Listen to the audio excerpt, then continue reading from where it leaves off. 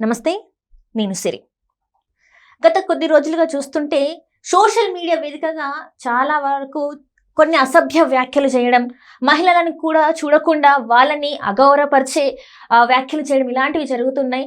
వాళ్ళు కొంతమందిని అరెస్ట్ చేయడం జరిగింది. వాళ్ళని విచారణ కూడా చేస్తున్నారు. అయితే ఇదే క్రమంలో కొంతమంది ఎవరైతే అరెస్ట్ అయ్యారో వాళ్ళు మీడియా ముఖంగా, పోలీసుల ముఖంగా అంటే ఒక టీవీని అంతు చూస్తా, ఒక టీవీ ఛానల్ పేరు చెప్పేసి వాళ్ళ అంతు చూస్తా అని చెప్పేసి బోరగడ్డ అనిల్ గారు అయితే చెప్పడం జరిగింది. సో అదే విధంగా పోలీసులు కూడా ఆ ఏదైతే మీడియా ఉందో ఆ మీడియాకు సంబంధించిన పర్సన్స్ని, కెమెరామ్యాన్స్ని అరెస్ట్ చేయడం, దీన్ని అసలు ఎలా చూడాలి అంటే నిజాన్ని నిర్భయంగా చెప్పినందుకు ఈ అరెస్టులా ఏంటి అసలు?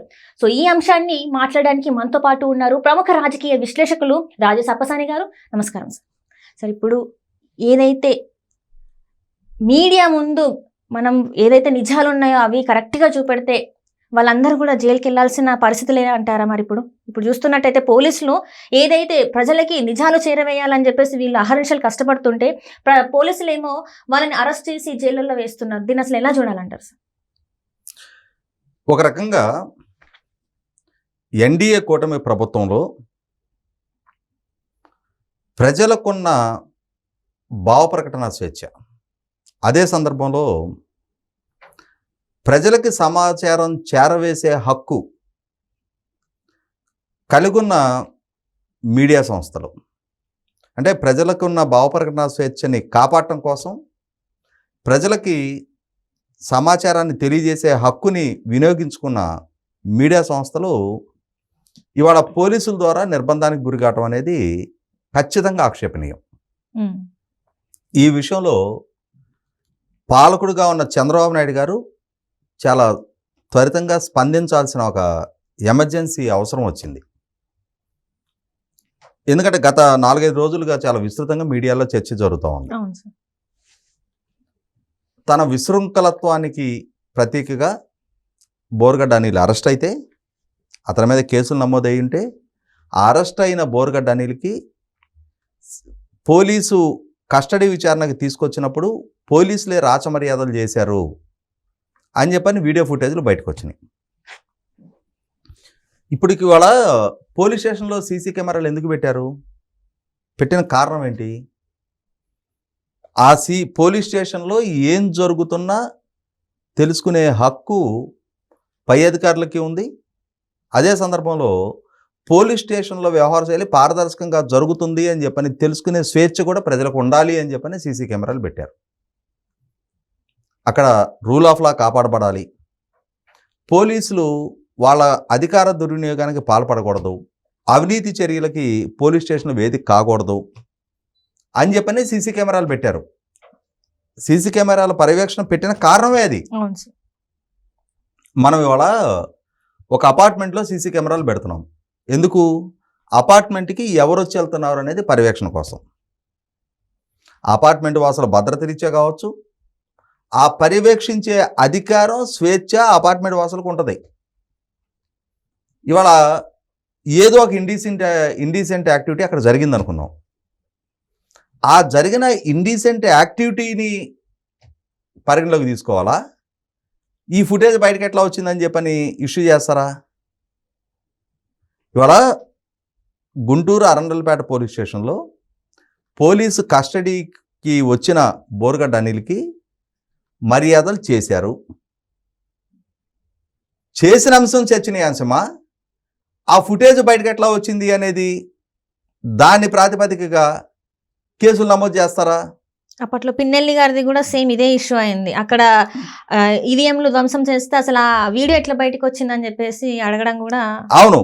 ఇవాళ మొట్టమొదట అనిల్కి ఆ విధమైన రాచమర్యాదలు చేయటానికి కారణం ఏంటనేది పోలీసులు వివరణ ఇచ్చి తీరాలి. ఖచ్చితంగా మేము మర్యాదలు చేస్తాం, మమ్మల్ని ప్రశ్నిస్తారా అని చెప్పని ఇవాళ గుంటూరు పోలీసులు అసలు ఆ మర్యాదలు చేసిన అంశాన్ని పక్కదో పట్టించేసి ఈ ఫుటేజ్ ఎట్లా బయటకు వచ్చిందని చెప్పని TV5 విలేకరి పాలడుగు వంశీకృష్ణ అరెస్ట్ చేశారు. ఇవాళ విలేకరులు వాళ్ళ సమాచారం సేకరించే క్రమంలో వాళ్ళకి డిఫరెంట్ సోర్సెస్ ఉంటాయి. ఇవాళ TV5 విలేకరు కావచ్చు, ప్రజలకు ఆ సమాచారాన్ని చేరవేయడం వాళ్ళ విధి. ఈ క్రమంలో వాళ్ళ సోర్సెస్ని ఉపయోగపెట్టుకొని వాళ్ళు ఆ సమాచారాన్ని బయటికి తీసుకొస్తారు. మొట్టమొదటగా ఒక కేసులో అరెస్ట్ అయిన వ్యక్తికి మీరు రాచమర్యాదలు ఎందుకు చేశారనేది ఒక అంశం. రెండోది, ఇంకొక అడుగు ముందుకేసి, అంటే అతనికి ఆ పోలీస్ స్టేషన్ టేబుల్ మీద పరుపులతోటి తలగడలతోటి అతనికి ఆ పడుకునే వెసులుబాటు కల్పించారు అనేది. కోర్టు అతన్ని కింద పడుకోబెట్టొద్దని చెప్పిందా? ఎక్కడున్నాయి ఆదేశాలు చెప్పండి? కోర్టు ఆదేశాలను మేము అమలుపరిచామని చెప్పని ఎస్పీ గారు సమర్థించుకుంటా ఉన్నాడు. అతనికి అనారోగ్య సమస్యలు ఉన్నాయి, అనారోగ్య సమస్యలు ఉన్నందుకు గాను మేము విధమైన ఏర్పాట్లు చేశామని చెప్తున్నారు. మరి సెల్లో పెట్టాలి కదా సార్, ఇక్కడ సెల్ కాకుండా. అదే అంటున్నా. ఇవాళ పిన్నెల్లి రామకృష్ణారెడ్డి సోదరుల్ని పోలీసులు కస్టడీ హౌస్ అరెస్ట్ చేశారు. అవును సార్. హౌస్ అరెస్ట్లో ఉన్న పిన్నెల్లి సోదరులు ఇంటి నుంచి పారిపోయారు. అవును సార్. తర్వాత పిన్నెల్లి రామకృష్ణారెడ్డి తనకు తాను స్వచ్ఛందంగా అరెస్ట్ అయ్యాడు. కానీ వాళ్ళ తమ్ముడు వెంకటరామరెడ్డి ఇప్పటి వరకు అరెస్ట్ కాల. మే 14 తారీఖు వెళ్ళిపోయాడు అతను. ఇవాళ మనం నవంబర్ 14లో ఉన్నాం. 7 నెలల కాలం ఇంతవరకు అతను అరెస్ట్ కాల. మరి అతన్ని హౌస్ అరెస్ట్లో ఉన్నప్పుడు అతని కదలికల మీద నిఘా ఉంచాల్సిన బాధ్యత పోలీసులది కదా, అది పోలీసుల వైఫల్యం కదా. ఇవాళ కస్టడీ పిటిషన్ మీద అతని పోలీస్ స్టేషన్కి తీసుకొచ్చారు, అతనికి మర్యాదలు చేశారు. ఇంకొక అడుగు ముందుకేసి అదే రోజు అతన్ని కలవటానికి అతని మేనల్లుడు వచ్చాడు పోలీస్ స్టేషన్కి. రాత్రిపూట ఒక మైనర్ బాలుడు పోలీస్ స్టేషన్ లోపలికి వచ్చి ఎలా కలిశాడు అతన్ని? ఎందుకు అతని పోలీస్ స్టేషన్లోకి ఎలా చేశారు?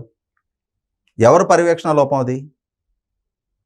నిలువునా పోలీసుల వైపు నుంచి తప్పు జరిగితే ఒక కేసులో అక్యూజ్డ్ అయి ఉన్న ముద్దాయికి చేయకూడని మర్యాదలు, చేయకూడని వెసులుబాట్లు మీరు కల్పిస్తే దాన్ని ఆ ఫుటేజ్ని బయటికి తెచ్చారు అని చెప్పని విలేకరుల మీద కేసులు పెడతారా?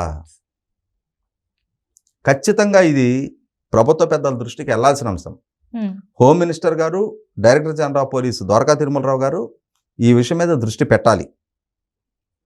ఇవాళ పోలీసులు వాళ్ళ వైపు జరిగిన తప్పుని ఎత్తి చూపారు అని చెప్పని విలేకరుల మీద కేసులు పెట్టడం ఏంటి, అరెస్టులు చేయడం ఏంటి? ఏం సందేశం ఇస్తా ఉన్నారు? అక్కడ ఆ విధమైన మర్యాదలు చేశారు అని చెప్పని ఇన్స్పెక్టర్ శ్రీనివాసరావు గారిని విఆర్లో పంపించారు. అంటే పోలీసుల వైపు నుంచి తప్పు జరిగిందని చెప్పని అతను విఆర్లో పంపించడం ద్వారా మీరే అడ్మిట్ అవుతా ఉన్నారు. ఇక్కడ అతనికి ఆ మర్యాదలు ఎందుకు చేశారని కదా ప్రశ్న. దాన్ని వదిలిపెట్టేసి ఆ అంశాన్ని బయటికి తెలియజేశారు అని చెప్పని ఇవాళ చాలా పెద్ద పెద్ద అంశాలు. ఇవాళ గవర్నర్ ఎన్డీ తివారీ ఉన్నాడు. అతను ఒక జుగుత్సాకరమైన కార్యక్రమానికి రాజ్భవన్ వేదికగా చేసుకున్నాడు. అతను పాల్పడుతున్న జుగుత్సాకరమైన చర్య చర్చనీయాంశమా, స్టింగ్ ఆపరేషన్ చేసిన విలేకరుల అంశం చర్చనీయాంశమా? మీరు రాజ్భవన్ ప్రోటోకాల్స్ ఉల్లంఘించి మీరు రాజ్భవన్లోకి ఎట్లా వెళ్ళారు, మీరు అక్కడ ఎట్లా కెమెరాలు పెట్టి అతను ఎట్లా రికార్డు చేశారు, ఇవి విచారణ చేస్తారా? రాజ్భవన్లో గవర్నర్ హోదాలో ఉన్న వ్యక్తి ఇటువంటి జుగుత్సాకరమైన కార్యకలాపాలకు పాల్పడటం అది చర్చనీయాంశం, అది చర్యలకి బాధ్యులయ్యే అంశం. దాన్ని వదిలిపెట్టేసి ఈ విలేకరులని, మీడియా సంస్థలని వీళ్ళని టార్గెట్ చేస్తారా? అలాగే ఇవాళ పోలీస్ స్టేషన్లో రూల్స్ అతిక్రమించి ఒక బాలుడిని రాత్రిపూట పోలీస్ స్టేషన్లోకి అలౌ చేయడం తప్పు. ఆ తప్పుకి బాధ్యులు పోలీసులు. అతనికి ఆ విధమైన మర్యాదలు కల్పించింది పోలీసులు. ఇవాళ పోలీసులు చేసిన చర్యల్ని, తప్పుల్ని ఎత్తి చూపితే విలేకరుల మీద కేసులు పెడతారా? ఇది ఇంకొక జగన్మోహన్ రెడ్డి గారి పాలనలాగా కనిపిస్తుంది తప్ప ఎన్డీఏ కూటమి పాలనా హయాంలో పోలీస్ డిపార్ట్మెంట్ వైఖరిలాగా లేదు. ఇది కాదు ప్రజలు ఆశించింది. కాబట్టి ఇక్కడ ఖచ్చితంగా ప్రభుత్వ పెద్దలు ఈ విషయంలో స్పందించాలి, జోక్యం చేసుకోవాలి. ఈ విధమైన మీడియా స్వేచ్ఛకి సంకెళ్ళేసే చర్యలు ఇంకొక జగన్మోహన్ రెడ్డి పరిపాలనని గుర్తు చేస్తూ ఉన్నాయి. Right sir. అంటే ఇక్కడ చూస్తే ఒక చిన్న ఇది సార్, ఎందుకంటే మొన్న దీనికన్నా ముందు డిప్యూటీ సీఎం పవన్ కళ్యాణ్ గారు వేదిక మీదనే చెప్పారు, ఇక ఇలానే జరిగితే నేను హోంశాఖ తీసుకోవాల్సి వస్తుంది అని చెప్పేసి పోలీస్ శాఖ కూడా హెచ్చరికలు జారీ చేశారు. అయినా కూడా ఇప్పటికీ ఈ పోలీస్ వ్యవస్థ, ఈ అధికారులు ఎందుకు ఎవరికి భయపడట్లేదు? భయపడకుండా ఇలాంటివన్నీ చేస్తున్నారంటే మరి వారి వెనకాల ఎవరున్నారని ఇలాంటి వాటికి పాల్పడుతున్నారు అనుకోవాలి మనం. ఇక్కడ ఖచ్చితంగా కొంతమంది పోలీసు అధికారులు వాళ్ళు పరిధి దాటి వ్యవహరిస్తున్నారు. బోరుగడ్డ అనిల్ లాంటి అత్యంత జుగుస్సాకరమైన వ్యక్తిత్వం కలిగిన వ్యక్తికి ఈ విధమైన మర్యాదలు చేయటం ద్వారా పోలీస్ డిపార్ట్మెంట్ తన మర్యాద తాను తగ్గించుకుంటుంది, తన పరువు ప్రతిష్టలు తాను భంగం చేసుకుంటుంది. అటువంటి చర్యలకు పాల్పడుతున్న అధికారులు వాళ్ళు ఇవాళ చర్యలకు బాధ్యులు. కానీ ఈ అంశాన్ని ప్రజలకు చేర్చిన కారణంగా విలేకరుల మీద కేసులు పెట్టి ఇవాళ వాళ్ళని జైలు పాలు చేయటం ద్వారా 100% విలేకరుల విధులకి ఆటంకం కలిగిస్తూ ఉన్నారు. ప్రజలకున్న తెలుసుకునే హక్కుని, సమాచారం పొందే హక్కుని, రైట్ టు ఇన్ఫర్మేషన్ యాక్ట్ ఎందుకు వచ్చింది? సమాచారం తెలుసుకునే హక్కు ప్రజలకు ఉంది కదా. అవును సార్. ఆ ఫెసిలిటేషన్ కదా విలేకరులు చేస్తుంది. ఆ విధమైన వాళ్ళ ఉద్యోగ విధులు నిర్వహిస్తున్న విలేకరుల మీద, కెమెరామెన్ల మీద ఈ విధమైన కేసులు పెట్టడం అనేది 100% ఆక్షేపణీయం. మరి ఏ విధమైన చక్కదిద్దుకునే కార్యక్రమాలు ఇవాళ పాలకులు ఈ విషయంలో ఎంత వేగంగా స్పందిస్తారు, ఏ విధమైన చర్యలు తీసుకుంటారో చూద్దాం.